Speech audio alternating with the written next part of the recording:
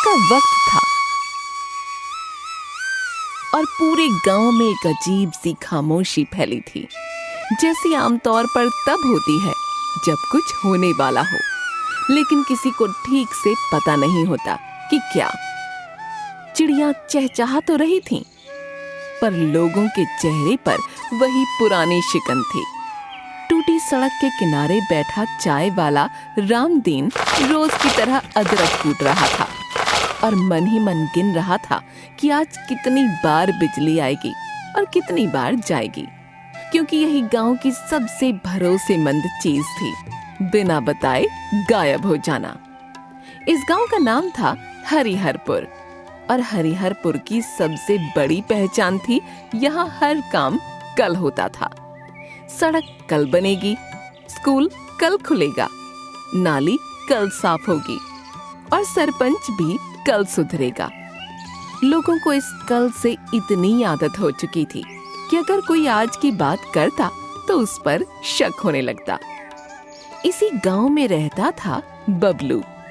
उम्र करीब 25 साल, दिमाग थोड़ा ज्यादा चलता था और मुंह उससे भी ज्यादा। बबलू को गांव वाले आधा पागल और आधा समझदार मानते थे, क्योंकि वो हंसते हंसते ऐसी बात कह देता था जो सीधा दिल पर लगती थी। बबलू उस सुबह भी सड़क के गड्ढों को कूदते हुए चाय की दुकान पर पहुंचा और रामदीन से बोला कि आज चाय कुछ ज्यादा मीठी देना, क्योंकि गांव की हालत देखकर कड़वाहट पहले से ही बहुत है। रामदीन ने हंसते हुए कहा कि चाय तो मीठी कर देगा, पर गांव का क्या करेगा। बबलू ने कुल्हड़ उठाते हुए कहा कि गांव का इलाज भी है, बस लोग दवा पीना नहीं चाहते। पास बैठे लोग हंस दिए, क्योंकि बबलू की बातों में मजाक ज्यादा और समाधान कम लगता था। इसी बीच स्कूल की तरफ से बच्चों की आवाज नहीं बल्कि सन्नाटा आ रहा था। स्कूल था पर उसमें बच्चे नहीं थे। मास्टर जी थे, पर उनका ज्यादातर समय हाजिरी रजिस्टर में अनुपस्थित लिखते लिखते निकल जाता था। बच्चे खेत में थे, दुकान पर थे या मोबाइल पर थे, लेकिन स्कूल में नहीं थे। गांव वाले कहते थे कि पढ़ाई से पेट नहीं भरता और पेट भरने के लिए जो करना पड़े वो पहले जरूरी है। बबलू को ये बात खटकती थी। वो शहर में रहकर पढ़ लिख कर वापस आया था, कोई बड़ी नौकरी छोड़कर नहीं, बल्कि इसलिए कि उसे लगा था कि अगर सब शहर भागेंगे तो गांव कौन संभालेगा। लेकिन गांव आकर उसे लगा कि यहाँ सबसे मुश्किल काम है लोगों को ये यकीन दिलाना कि बदलाव संभव है। हर बार जब वो कुछ नया कहता, लोग कहते कि तू बहुत फिल्में देखता है, असली जिंदगी में ऐसा नहीं होता।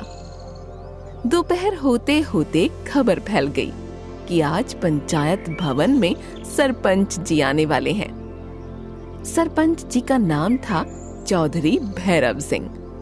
भारी शरीर, भारी आवाज और उससे भी भारी लालच। लोग कहते थे कि अगर लालच की खेती होती तो भैरव सिंह पूरे जिले को अनाज सप्लाई कर सकते थे। फिर भी वो हर चुनाव जीत जाते थे, क्योंकि गांव वालों को नया अपनाने से ज्यादा डर लगता था। पंचायत भवन के बाहर लोग जमा होने लगे। कोई इसलिए आया था कि शायद आज कोई अच्छी खबर मिले, कोई इसलिए कि मुफ्त का तमाशा देखने को मिलेगा। बबलू भी वहां पहुंचा, लेकिन वो भीड़ में नहीं, एक पेड़ के नीचे खड़ा होकर सब कुछ देख रहा था। सरपंच जी आए और बोले कि गांव के विकास के लिए सरकार ने फिर से पैसा भेजा है। कि सुनते ही लोगों की आंखों में चमक आ गई, क्योंकि पैसा सुनते ही उम्मीद अपने आप पैदा हो जाती है। भैरव सिंह ने कहा कि इस बार सड़क पक्की बनेगी, नाली बनेगी और स्कूल में नया रंग लगेगा। बबलू को हंसी आ गई, क्योंकि यही बातें वो पिछले 5 सालों से सुन रहा था। उसने धीमे से पास खड़े आदमी से कहा, सरपंच जी की बातें रिकॉर्ड करके लूप में चला दो, हर साल काम आएंगी। आदमी हंसा, लेकिन फिर बोला कि हंसी ठीक है, पर कुछ कर भी तो नहीं सकते। बैठक खत्म हुई और लोग अपने अपने काम में लग गए। बबलू घर लौटा, लेकिन उसके दिमाग में एक अजीब सा विचार घूम रहा था। उसे लगा कि शायद समस्या सरपंच से ज्यादा लोगों की चुप्पी है। अगर लोग सवाल ही न पूछें तो जवाब कौन देगा? उसी रात उसने तय किया कि अब वो सिर्फ मजाक नहीं करेगा, बल्कि कुछ ऐसा करेगा जिससे लोग हंसते हंसते सोचने पर मजबूर हो जाएं।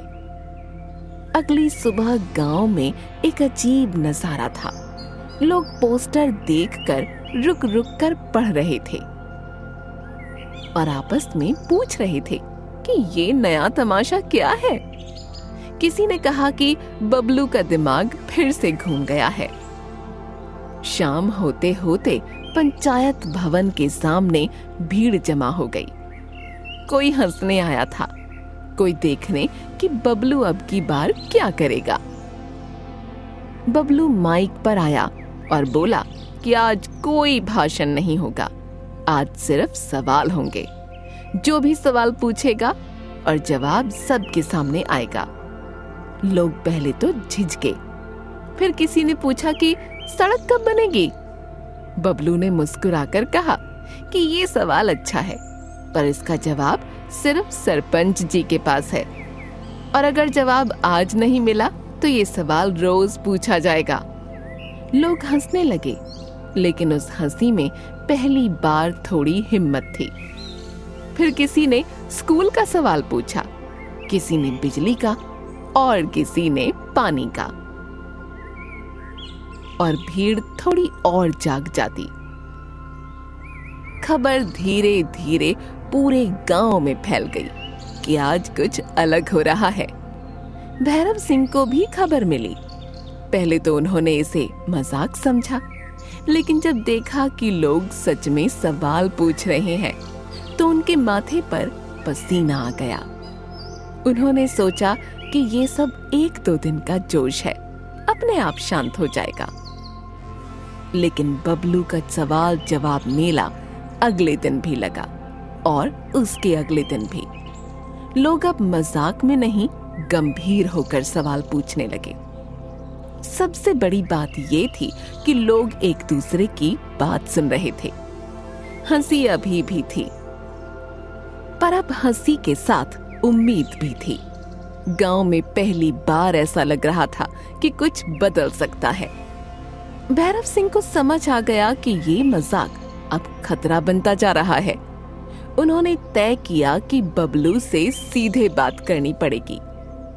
एक शाम उन्होंने बबलू को बुलवाया और कहा कि ये सब बंद कर दे, वरना ठीक नहीं होगा। बबलू ने मुस्कुराकर कहा कि वो तो बस सवाल पूछवा रहा है, जवाब तो सरपंच जी को ही देने हैं। उस रात गांव में एक अजीब सा माहौल था। लोग अपने घरों में बैठे भी बबलू के बारे में बात कर रहे थे। कोई कह रहा था कि ये लड़का पागल है, कोई कह रहा था कि यही पागलपन हमें बचा सकता है। बबलू अपने घर की छत पर बैठा आसमान देख रहा था और सोच रहा था कि उसने जो शुरू किया है उसका अंत क्या होगा। लेकिन उसे इतना यकीन था कि चुप रहने से तो बेहतर है कुछ करना। गांव की हवा बदल रही थी और ये बदलाव शोर से नहीं, हंसी और सवालों से आ रहा था। किसी को नहीं पता था कि आगे क्या होगा, लेकिन इतना तय था कि हरिहरपुर अब वही पुराना कल वाला गांव नहीं रहने वाला।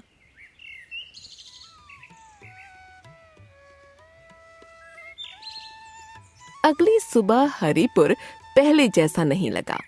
लोग वही थे, घर वही थे, सड़कें वही टूटी हुई थीं, लेकिन बातचीत का तरीका बदल गया था। अब लोग सिर्फ मौसम या फसल की बात नहीं कर रहे थे, बल्कि ये भी पूछ रहे थे कि आज सवाल जवाब मेला लगेगा या नहीं। रामदीन की चाय की दुकान पर पहली बार चाय से ज्यादा सवाल बिक रहे थे और रामदीन खुद हैरान था कि उसका धंधा बिना दाम बढ़ाए कैसे चल रहा है। बबलू सुबह सुबह दुकान पर पहुंचा तो किसी ने उसे चाय नहीं बल्कि कुर्सी ऑफर की। उसने हंसकर कहा कि अभी इतना सम्मान मत दो, कहीं आदत ना पड़ जाए। लोग हंसे, लेकिन उस हंसी में अब मजाक से ज्यादा अपनापन था। कोई बोला कि आज बिजली का सवाल पूछना है, तो कोई बोला कि स्कूल के मास्टर जी को भी माइक देना चाहिए। बबलू बस सुन रहा था और समझ रहा था कि ये आंदोलन अब सिर्फ उसका नहीं रहा। उधर पंचायत भवन में चौधरी भैरव सिंह बेचैन घूम रहे थे। उन्हें डर सवालों से नहीं था, उन्हें डर था सवाल पूछने वालों से, क्योंकि ये सवाल अगर अकेला हो तो दब जाता है, लेकिन जब पूरा गांव पूछने लगे तो कुर्सी हिलने लगती है। उन्होंने अपने आदमी बुलाए और कहा कि किसी तरह इस लड़के को चुप कराना होगा, वरना अगला चुनाव मुश्किल हो जाएगा। शाम होते होते मेला फिर लगा। इस बार भीड़ और ज्यादा थी। कोई बच्चों को साथ लाया था, कोई बुजुर्गों को। बबलू ने माइक संभाला और कहा कि आज कोई नया नियम नहीं है, बस वही पुराना, सवाल सबके सामने, जवाब सबके सामने। पहला सवाल एक बूढ़ी औरत ने पूछा कि नल से पानी क्यों नहीं आता। सवाल सीधा था, लेकिन उसके पीछे सालों की तकलीफ थी। भीड़ खामोश हो गई। बबलू ने कहा कि ये सवाल आज यहीं लिखा जाएगा और जब तक जवाब नहीं मिलेगा रोज पढ़ा जाएगा। लोगों ने पहली बार महसूस किया कि सवाल पूछना भी एक ताकत है। फिर बच्चों ने पूछा कि स्कूल में खेल का मैदान क्यों नहीं है, और किसी नौजवान ने पूछा कि गांव की बिजली आधी रात को कहां चली जाती है। हर सवाल के साथ भीड़ थोड़ी और मजबूत होती जा रही थी। भैरव सिंह ने तय किया कि अब मजाक नहीं चलेगा। अगले दिन उन्होंने खुद पंचायत भवन के सामने आकर घोषणा की कि गांव में विकास शुरू हो गया है और सवाल जवाब की कोई जरूरत नहीं है। उन्होंने कहा कि सरकार उन पर भरोसा करती है, इसलिए गांव को भी करना चाहिए। लोग सुन तो रहे थे, लेकिन इस बार तालियां नहीं बजीं। सन्नाटा था और वो सन्नाटा भैरव सिंह को डराने लगा। उसी सन्नाटे में बबलू ने धीरे से कहा कि भरोसा तब बनता है जब जवाब मिलते हैं। किसी ने ताली बजा दी, फिर किसी ने, और फिर पूरा गांव गूंज उठा। भैरव सिंह समझ गए कि बात हाथ से निकल रही है। उन्होंने मुस्कुराकर कहा कि सब सवालों के जवाब मिलेंगे, बस थोड़ा समय चाहिए। बबलू ने कहा कि गांव ने 10 साल इंतजार किया है, अब थोड़ा समय रोज गिना जाएगा। रात को गांव में एक नई चर्चा थी। लोग अपने घरों में बैठे बैठे योजना बना रहे थे कि कौन सा सवाल कल पूछना है। पहली बार बच्चों ने अपने माँ बाप से कहा कि स्कूल जाना है, क्योंकि वहां अब सवालों की बात होती है। नत्थू काका ने कहा कि उसने जिंदगी में पहली बार महसूस किया कि बोलने से पेट नहीं भरता, लेकिन चुप रहने से आत्मा भूखी रह जाती है। भैरव सिंह के आदमी बबलू के पास पहुंचे और उसे समझाने की कोशिश की कि वो गांव का माहौल खराब कर रहा है। बबलू ने हंसकर कहा कि माहौल तो पहले ही खराब था, वो तो बस बदबू दिखा रहा है। ये जवाब सुनकर आदमी लौट गए, लेकिन उन्हें भी अंदर ही अंदर लग रहा था कि बबलू गलत नहीं कह रहा। एक दिन अचानक बिजली सच में आ गई, पूरे 8 घंटे के लिए। गांव वाले हैरान थे। किसी ने कहा कि ये चमत्कार है, किसी ने कहा कि इलेक्शन नजदीक है।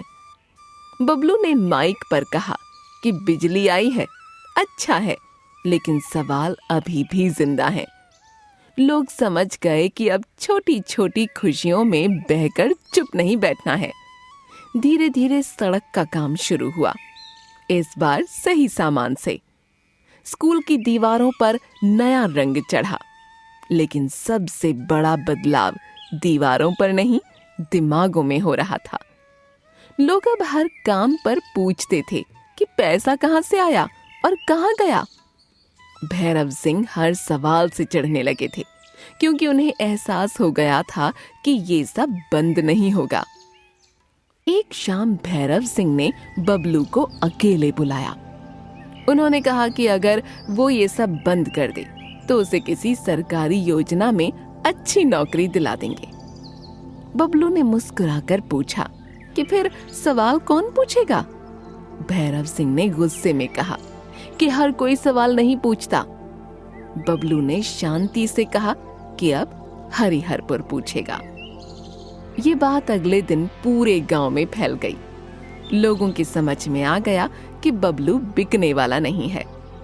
उसी दिन किसी ने सुझाव दिया कि अगला चुनाव आने दो, इस बार चुप मत रहना। बबलू ने साफ कहा कि वो नेता नहीं बनना चाहता, वो तो बस ये चाहता है कि नेता जवाबदेह हो। ये बात लोगों के दिल में बैठ गई। इलेक्शन की तारीख की घोषणा हुई। गांव में हलचल थी, लेकिन इस बार पोस्टर और वादों से ज्यादा सवालों की चर्चा थी। भैरव सिंह भाषण देते थे, लेकिन हर भाषण के बाद लोग पूछते कि पिछली बार के वादों का क्या हुआ। पहली बार नेता जवाब देने से ज्यादा बचते दिख रहे थे। वोट वाले दिन गांव में शांति थी। कोई शराब नहीं, कोई शोर नहीं। लोग लाइन में खड़े थे और एक दूसरे से कह रहे थे कि इस बार सोच समझकर बटन दबाना है। नतीजे आए तो पता चला कि भैरव सिंह जीत तो गए, लेकिन बहुत कम अंतर से। ये जीत भी उन्हें भारी लग रही थी, क्योंकि उन्हें पता था कि अब गांव सोया हुआ नहीं है। बबलू ने माइक पर आखिरी बार कहा कि ये जीत हार की कहानी नहीं है, ये जागने की कहानी है। अगर नेता सही काम करेगा तो सवाल कम होंगे, अगर गलत करेगा तो सवाल बढ़ेंगे। लोग मुस्कुराए, क्योंकि उन्हें समझ आ गया था कि असली बदलाव कुर्सी बदलने से नहीं, सोच बदलने से आता है। हरिहरपुर पूरी तरह आदर्श गांव नहीं बना। सड़कें अभी भी कहीं कहीं टूटी थीं, बिजली कभी कभी जाती थी, लेकिन अब फर्क ये था कि लोग इसे किस्मत नहीं मानते थे। वो सवाल पूछते थे, जवाब मांगते थे और हंसते हंसते लड़ते थे। रामदीन आज भी चाय बनाता है, लेकिन अब उसकी दुकान पर सबसे ज्यादा बिकने वाली चीज है हिम्मत। बच्चे स्कूल जाते हैं और घर आकर अपने माँ बाप से सवाल पूछते हैं, और बबलू वो आज भी वही है, थोड़ा पागल, थोड़ा समझदार, लेकिन अब पूरे गांव का आईना। हरिहरपुर ने ये सीख लिया था कि बदलाव डर से नहीं आता, हंसी और सवालों से आता है। और जब गांव हंसते हुए सवाल पूछने लगे तो सबसे बड़ा सस्पेंस यही रहता है कि अगला बदलाव कब आएगा, और ये सस्पेंस ही उसे जिंदा रखता है।